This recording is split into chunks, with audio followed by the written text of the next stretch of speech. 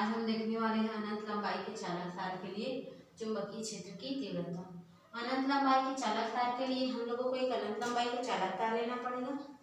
तो उस अनंत लंबाई के चालक तार को हमने एक संग y लिया, ठीक है। अब ये अनंत लंबाई का चालक तार है तो जाहिर सी बात है चालक है तो इसमें धारा बहेगी। तो यहाँ पर धारा जो है x से y की दिशा में बह रही है और जहाँ पर धारा बह रही है मान के चलो वहाँ कहीं ना कहीं चुंबकीय क्षेत्र उत्पन्न होगा। तो इसके केंद्र बिंदु से d दूरी पर कोई बिंदु P है, वहीं पर हम लोगों को क्या मिल जाता है, चुंबकीय क्षेत्र की तीव्रता मिल जाती है।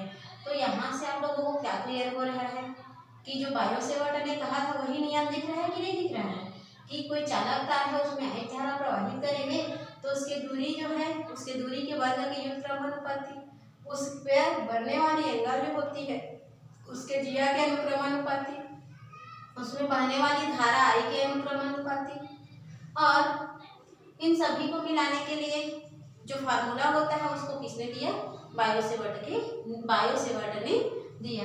तो उसी को आगे बढ़ाने के लिए हम एक लंब ऋजुरेखीय चालक तार ले रहे हैं जिसमें धारा की दिशा x से y की ओर है। तो माना कि एक लंब ऋजुरेखीय चालक तार x और y है, अनंत लंबाई का चालक तार है। तो अनंत लंबाई का चालक तार x और y है जिसके में आई धारा जो x से y की दिशा में बह रही है। ये सब आप लोगों को लिखना है। जिसके केंद्र बिंदु O से d दूरी पर कोई बिंदु P है जिस पर हमें चुंबकीय क्षेत्र की तीव्रता ज्ञात करनी है। जब इसके केंद्र बिंदु से d दूरी पर कोई बिंदु P है जहाँ पर चुंबकीय क्षेत्र की तीव्रता ज्ञात करनी है, मतलब वहाँ कौन सा नियम फॉलो करेगा, तो बायो सेवर्ट का नियम फॉलो करेगा।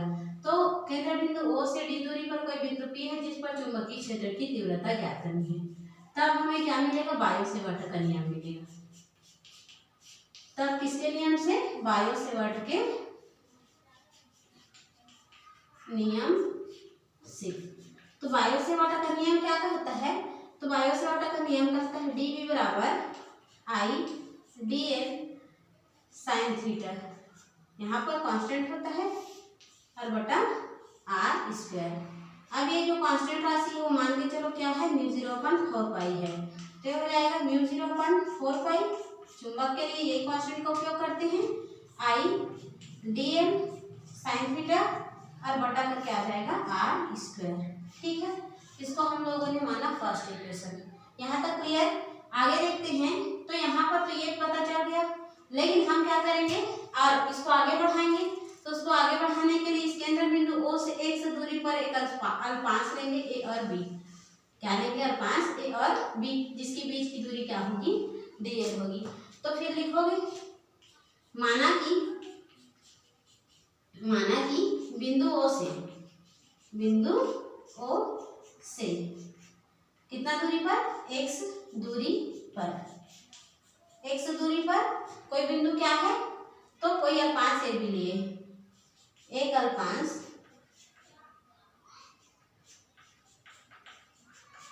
ए बी लिए। क्या ले लिए, एक अल्पांश ए बी लिए जिसकी लंबाई क्या है, जिसकी लंबाई dl है।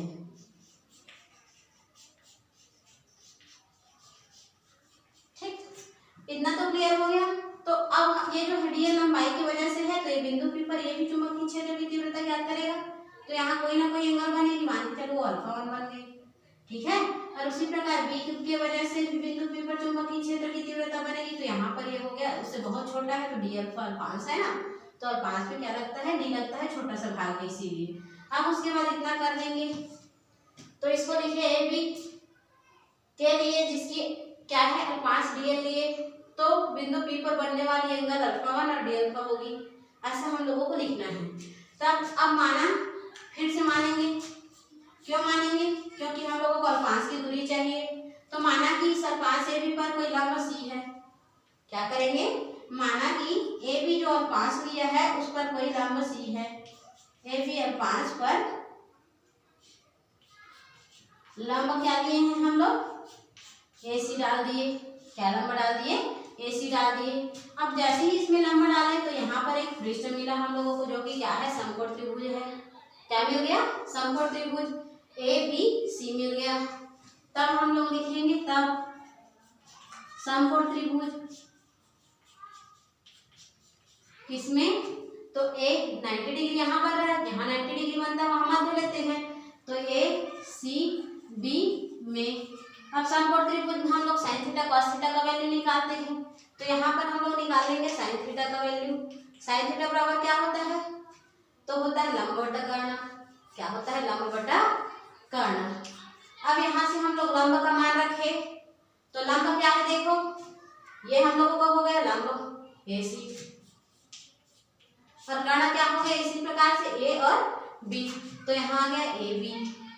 अब इसको आगे सॉल्व करते हैं, तो AB का गुणा हम लोग साइन थीटा से करेंगे, क्रॉस मल्टीप्लाई होगा ना, तो AC बराबर आ जाएगा हम लोगों का क्या, BC साइन थीटा। क्या आ गया, BC साइन थीटा। अब देखो ये B और C की दूरी, BC, अरे लंब बटा कर्ण होता है, AB है ये AB, तो ये हो जाएगा AB।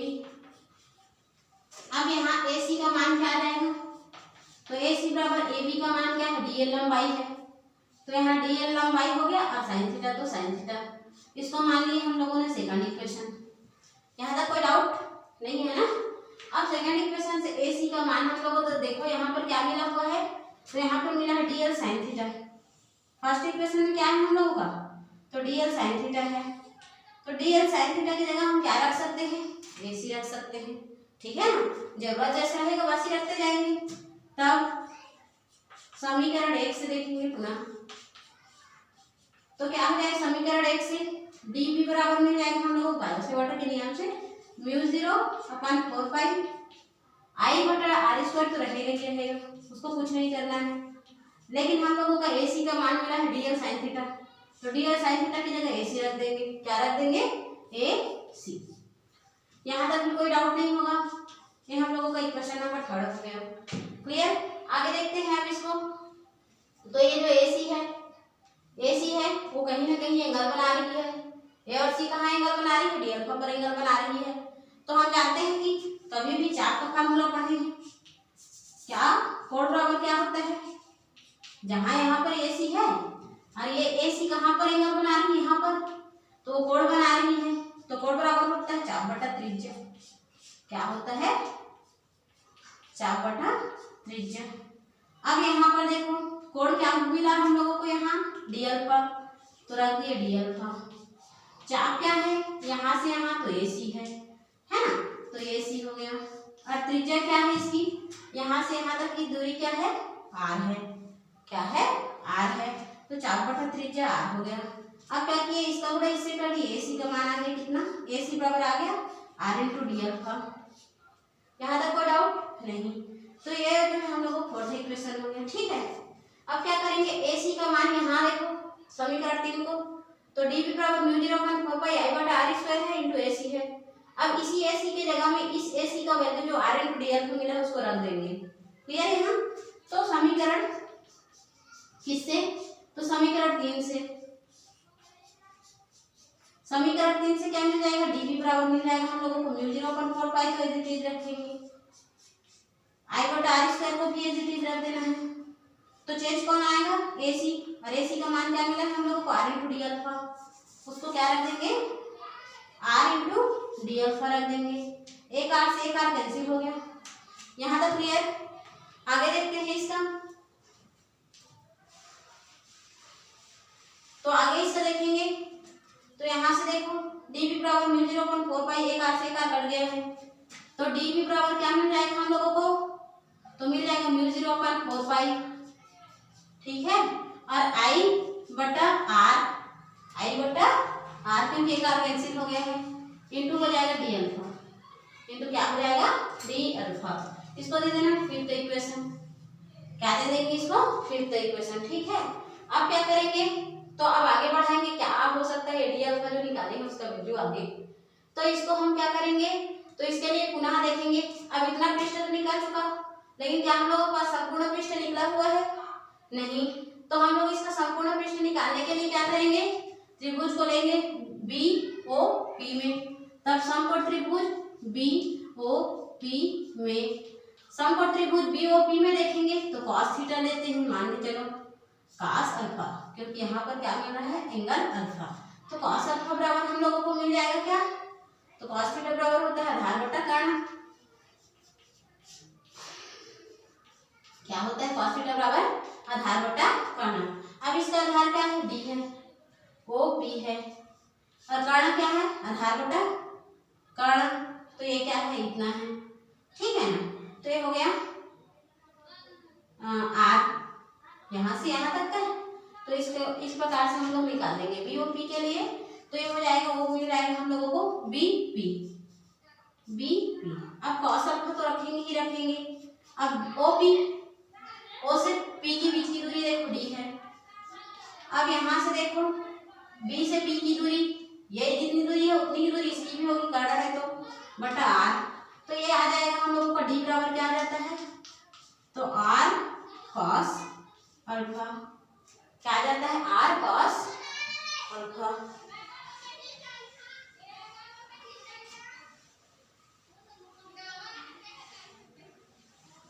अब यहाँ मान के चलो ये जो है डी आर को रखना चाह रहे हैं यहाँ पर इस आर की जगह में, तो आर को रखेंगे तो यहाँ पर ये डी बटा क्या हो जाएगा? कॉस अल्फा होगा। डी बटा क्या हो जाएगा? Cos alpha. अब ये जो है आर का मान हम लोगों को पुनः मिल गया, इक्वेशन नंबर 6 से दे दिए इसको। आर का मान क्या मिला? डी बटा कॉस अल्फा। चूंकि यहाँ आर क्या है? नीचे में है, फिर इस वैल्यू को वहां रखेंगे। तो समीकरण 5 में क्या करेंगे? आर का मान रखेंगे। तो समीकरण 5 से देखते हैं क्या आ जाएगा। तो आ जाएगा डी बी बराबर mu 0.4 pi as it is रहेगा। यहाँ पर रख रहे हैं ना, तो यहाँ पर ये क्या है? आई है, तो आई रख दिए। अब यहाँ देखो ये आर है, तो ये डी बटा कॉस थीटा है, तो कॉस अल्फा जो ऊपर चलेगा, कॉस अल्फा गया ऊपर, और बचा बटा क्या? बटा डी, ठीक है। अब यहाँ पर पहले से क्या है? डी अल्फा है। यहाँ तक कोई डाउट? ये इक्वेशन नंबर हो गया 7। अब इतना हम लोगों ने कर लिया, ठीक है। तो डी बी बराबर आ गया म्यू 0.4 पाई आई बटा D cos alpha into D alpha. अब क्या करते हैं? ये तो हम लोगों को अल्फा पृष्ठ के लिए हो गया, ये डी अल्फा के लिए, इतना पृष्ठ के लिए। अब हम संपूर्ण पृष्ठ के लिए निकालते हैं, यहाँ से यहाँ तक के लिए क्या करते हैं? संपूर्ण पृष्ठ के लिए निकालते हैं। तो संपूर्ण पृष्ठ के लिए निकालेंगे मतलब क्या करेंगे? समाकलन करेंगे। छोटा सा भाग के लिए निकालते हैं तो अवकलन होता है, उसी प्रकार बड़े पृष्ठ के लिए क्या करते हैं? समाकलन करते हैं, ठीक है। तो संपूर्ण पृष्ठ संपूर्ण चालक एक्स वाई के लिए, संपूर्ण चालक तार एक्स वाई के लिए, एक्स वाई के लिए देखेंगे तो समाकलन होगा, ठीक है। तो समाकलन किसका होगा? ये अर्ध पृष्ठ के लिए जब चुंबकीय क्षेत्र के है तो संपूर्ण पृष्ठ के लिए कहां से कहां तक होगा? यहाँ से यहाँ तक होगा। तो यहाँ से यहाँ तक दो एंगल मिल रहा है, ये अल्फा 1 और ये क्या मिल रहा है? अल्फा 2। तो यहाँ समाकलन हो गया डीबी का, ठीक है। और ये कहां से कहां तक मिला? तो ये अल्फा 2 से अल्फा 1 तक मिला। अब देखो ये अल्फा 2 जो है, ये जो पॉजिटिव डायरेक्शन में है, ये जो है निगेटिव डायरेक्शन में है। तो निगेटिव डायरेक्शन में है उसको हम लोग माइनस से शो करेंगे। किससे शो करेंगे? माइनस से, ठीक है। और समाकलन किसका हो रहा है? इस पृष्ठ का। तो यहाँ पर हम लोग लिख लेंगे क्या? म्यू 0.4 पाई आई बटा D into cos alpha D alpha. इसको हम लोग अब क्या करेंगे? तो ये जो कांस्टेंट राशि है उसको इस समाकलन के बाहर निकाल देंगे। तो म्यू 0.4 पाई निकल गया बाहर, बचा क्या? आई बटा डी। समाकलन माइनस अल्फा 2 से अल्फा 1 तक हो रहा है, निगेटिव टू पॉजिटिव डायरेक्शन में। देखो ये ऋणात्मक मान है, ये धनात्मक मान है, तो इस प्रकार से आ जाएगा cos alpha into D alpha, ठीक है। अब क्या करना है? हम लोगों को इसको समाकलन करना है। क्या करना है? समाकलन करना है। करो समाकलन। तो समाकलन करते हैं तो क्या होता है? ये तो म्यू 0.4 में कोई भी रिएक्शन नहीं होगा, एज रहेगा, क्योंकि ये कांस्टेंट राशि है। तो फर्क किसमें पड़ेगा? सिर्फ यहाँ पर कॉस का हो जाएगा क्या? Sine alpha. क्या होता है? सूत्र होता है कॉस अल्फा का साइन अल्फा। ये माइनस अल्फा 2 से अल्फा 1 जाएगा, ठीक। अब क्या करना है? तो ये जो होता है इसको हम लोग अपर लिमिट बोलते हैं, इसको लोअर लिमिट बोलते हैं। तो इसमें फार्मूला बनता है, वो क्या होता है? पहले अपर लिमिट रखते हैं, फिर माइनस करके लोअर लिमिट रखते हैं। तो ये हो जाएगा म्यू 0.4 पाई आई बटा डी है उसको तो एज इट इज रख ही देना है। तो ये क्या होगा, ये साइन है, अल्फा है, अल्फा की जगह में अल्फा 1 पुट करना है एक बार, फिर माइनस लगाना है, फार्मूला है ऐसा, ठीक है। फिर ये साइन हो जाएगा, फिर यहीं पर हम लोग अल्फा की जगह अल्फा 2 पुट करेंगे, तो अल्फा 2 की जगह माइनस अल्फा 2 है, ये हो गया। चूंकि हम जानते हैं एक फार्मूला जानते हैं, क्या जानते हैं फार्मूला के रूप में, चूंकि जानते हैं sine minus theta equal to minus sine theta होता है, तो इस फार्मूला से देखें तो साइन माइनस अल्फा 2 तो माइनस अल्फा 2 हो जाएगा। ये हो गया म्यू 0.4 पाई को छोड़ दिए एज इट इज, आई बटा डी को भी रख दिए एज इट इज, ठीक है। तो अब क्या होगा, साइन अल्फा 1 तो कुछ होने को नहीं है, तो इसको साइन अल्फा 1 को एज इट इज रख दिए। ये माइनस जो है इस फार्मूला से बाहर आएगा, तो माइनस माइनस क्या हो गया, प्लस हो गया, तो आ गया साइन अल्फा 2। यहाँ तक भी कोई डाउट नहीं होगा शायद तक। अब आगे देखो, डेरिवेशन है, करते जाओ स्टेप आते जाएगा। अब इसके बाद आगे म्यू 0.4 पाई को एज इट इज छोड़ देना है, सब डायग्राम से ही हो रहा है, डायग्राम अच्छे समझ गए तो समझ आ जाएगा। आई बटा डी को भी छोड़ दिए। अब देखो साइन अल्फा 1 है, साइन अल्फा 2 है, तो साइन अल्फा 1 यहाँ से देखो, ये अल्फा 1 के लिए भी कितना डिग्री बन रहा है, 90 डिग्री। 90 डिग्री मीन्स अल्फा यहाँ पर लिख दो, सिंस मतलब चूंकि क्या हो गया, तो यहाँ पॉजिटिव अल्फा 1 बराबर भी क्या हो रहा है, पाई बाई 2 बना रहा है। इसी प्रकार अल्फा 2 भी क्या बना रहा है, पाई बाई 2 बना रहा है। यहाँ तक क्लियर। देखो यहाँ से भी ये 90 डिग्री दे रहा है, यहाँ से भी ये क्या दे रहा है, 90 डिग्री दे रहा है, तो उस कंडीशन में हो जाएगा, इसलिए हम लोगों का बी बराबर आ जाएगा, इस समाकलन हो गया ना, डीबी का बी होता है, बराबर आ जाएगा म्यू 0.4 पाई, आई बटा डी है तो आई बटा डी कुछ नहीं करना है। डायग्राम का काम समाप्त हो चुका है, यदि चाहेंगे तो देखेंगे और आगे यहाँ पर साइन अल्फा 1 की जगह भी रखना है पाई बाई 2, प्लस है तो प्लस रखना है, फिर साइन है तो साइन रखना है, देखो साइन है ना, और फिर अल्फा 2 की जगह क्या रखना है, पुनः पाई बाई 2 रखना है। यहाँ तक कोई डाउट नहीं होगा। म्यू 0.4 पाई है तो म्यू 0.4 पाई रख दिए, आई बटा डी को आई बटा डी एज इट इज रख दिए, ठीक है। साइन 90 का मान होता है 1 और प्लस करके साइन 90 का पुनः 1 होता है। यहाँ पर आगे म्यू 0.4 पाई और आई बटा डी है तो आई बटा डी, और यहाँ 1 और 1 हो गया 2, और इस प्रकार से आ गया म्यू 0.4 पाई और ये हो जाएगा 2 आई बाई डी। तो संपूर्ण अनंत लंबाई के चालक तार के लिए हम लोग चुंबकीय क्षेत्र की तीव्रता देखेंगे, तो उसका माना जाता है B बराबर म्यू 0.4 पाई, क्या जाता है, B बराबर mu 0.4 pi 2I by D. यदि हम इसकी स्थिति चेंज कर देते हैं, कहाँ से, यहाँ से, ये मान के चलो 0 में घूम रहा है और ये 90 में घूम रहा है, तो उस कंडीशन में ये 0 है, तो वहां पर ये क्या हो जाएगा, साइन 0 का मान 0, 90 का मान 1, तो उस कंडीशन में बी का वैल्यू आ जाएगा आपका म्यू 0.4 पाई और आई बटा डी। और इसी प्रकार हम क्या करते हैं, तो अनंत लंबाई के चालक तार के लिए चुंबकीय क्षेत्र की तीव्रता फाइंड आउट करते हैं।